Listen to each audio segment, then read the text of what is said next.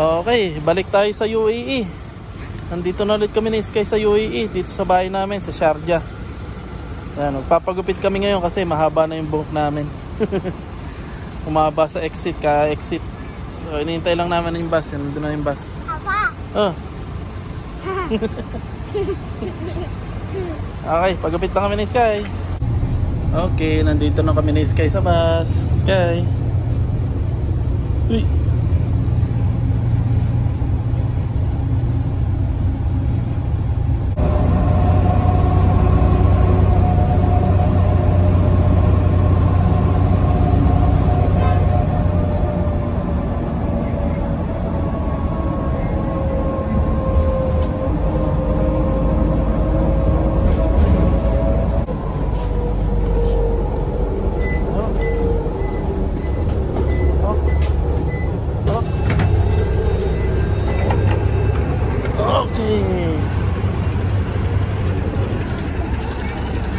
Dito.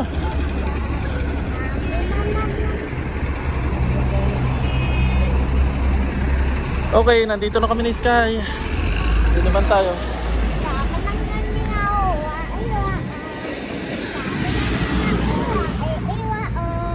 Okay, nandito na nga kami ni Sky. Magpapagupit lang kami. Dito ba na kami ng kalsada? Balik UAE na. Hey, Sky, tara.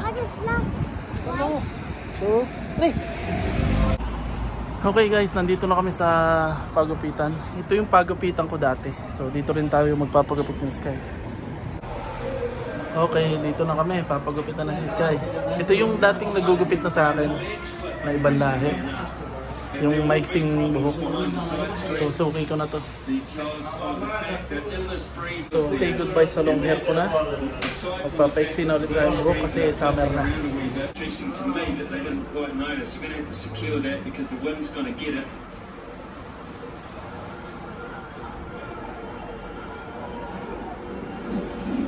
Phillips comes to the rescue as he often does. New Zealand winning the toss.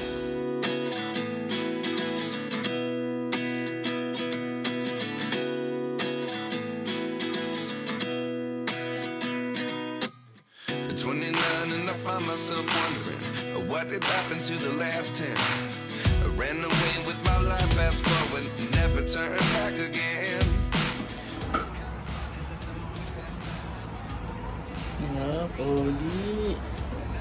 The thing is that these doping battles are hundreds, so individually they did good. Actually at 100, very young, 100 with young, early up in the third. Okay, nagmukhang tao na ulit ako. Magpagupit na maiksi. Tsaka si Sky. So paano, uwi muna kami. Okay na. Ayan, si Sky, gupit na rin. Mukhang tao na rin si Sky. Tara, uwi na tayo? Ha? Gugutom ka? Kakain ka? Ay, Ramadan, walang pagkain. Punta tayo sa Jollibee. Sige, tara. Dito. Ayun na nga. Bagong gupit, bagong visa ni Sky, 2 buwan. So sa loob ng 2 buwan, kailangan maayos ko na yung visa niya. Mag-change status na siya. At inaasikaso na namin mag-asawa. So nagugutom daw siya, kakain daw siya. Kaso Ramadan, tingnan natin kung may mabibilan tayong pagkain. Kasi mamaya pa ang bukas ng mga kainan eh. Pogi ni Sky, tingin niya ang gupit mo. Yeah, pogi! Tara.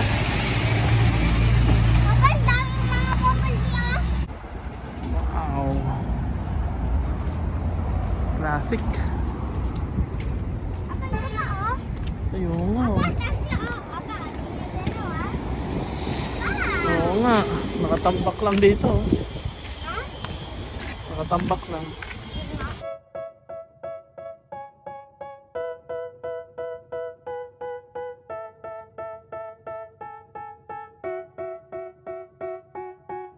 They tell me that I'm never gonna make it. They want me to do something that could make sense. They hate when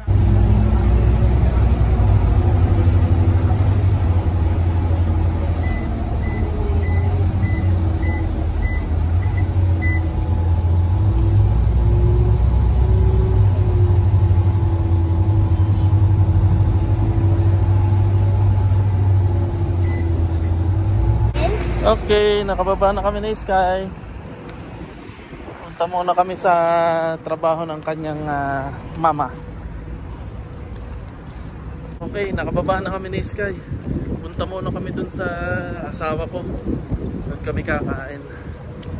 Ayun nga, yung asawa ko, nagkabisa na, okay na siya. Kagaya ng sinabi ko. Pero bago pa lang siya. Wala pa rin siyang visa. Pero on process na yung visa niya. At awa naman ng Diyos, nagkatrabaho na siya. Kaya ngayon si Sky na lang yung asikasuhin namin. Yung visa na Sky.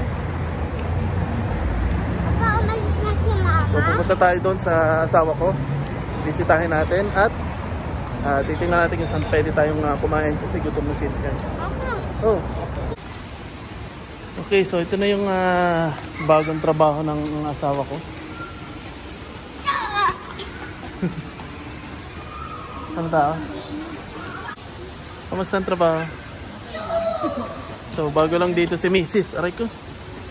Bago lang siya dito. Tindahan ng mga damit.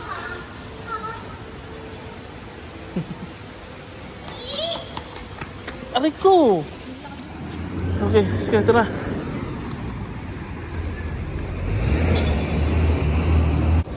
Okay, titingin tayo ng makakainan ni Sky. Kaso, naalala ko, Ramadan nga pala. Sarado pa yung mga food court.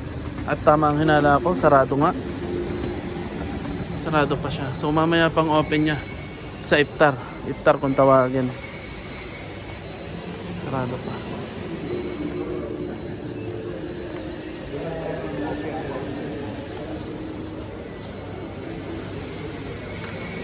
Okay, may ilang bukas pero take away lang. Ayun, so may mga ilang bukas sa food court pero puro take away 'yon. Bawal kang kumain. Puro take away. Ayun, dahil Ramadan, sarado pa yung mga food court.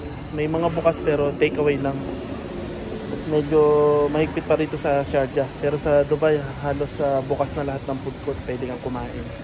Kahit Ramadan. Pero ang alam ko may mga permit yun pag magbubukas ka ng food court during Ramadan.